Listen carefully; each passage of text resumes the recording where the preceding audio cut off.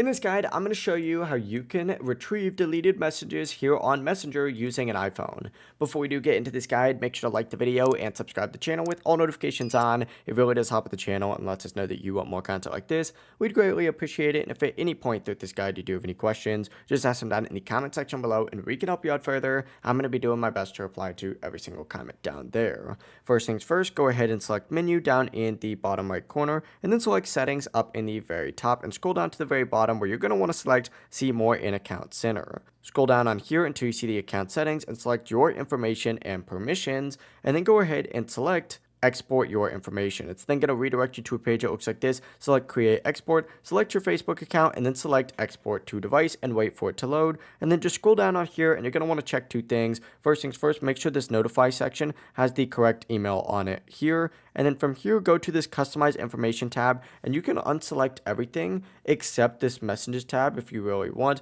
or just keep everything checked and you should be good to go. Just make sure you hit save down at the very bottom and then just scroll down and select start export, where you're going to want to wait for it to load. Now it's going to take a little bit of time. You don't have to stay on the app, and that's the good thing about this. It's going to send you an email with either an HTML file, a zip file, or just a text file. Open up that file on your email and you're going to be able to see all of those deleted messages. It really is as simple as that. It doesn't really matter who deleted them, whether it's you, someone else, they're all going to pop up on there. If you did have any questions though, just ask them down in the comment section below and we can help you out further. I'm going to be doing my best to reply to every single comment down there. Before you do leave this guide, make sure to like the video and subscribe to the channel with all notifications on. It really does help us out and lets us know that you want more content like this. We'd greatly appreciate it. Have a great rest of your day though.